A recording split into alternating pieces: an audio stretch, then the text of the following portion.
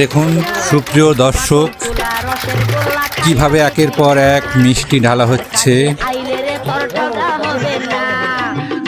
দেখুন কিভাবে গর্ত করে একটা কূপের মতো খনন করে সেখানে মিষ্টি ফেলানো হচ্ছে।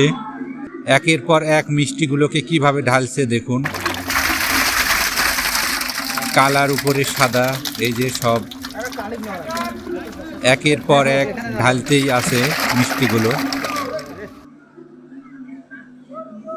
যেন মিষ্টির লহর বইছে এমন অবস্থা। এর আগে আপনারা কে কে মিষ্টি ডিস্ট্রয়েড করা দেখেছেন, অর্থাৎ যেগুলো একবারে নষ্ট করে ফেলা হয়।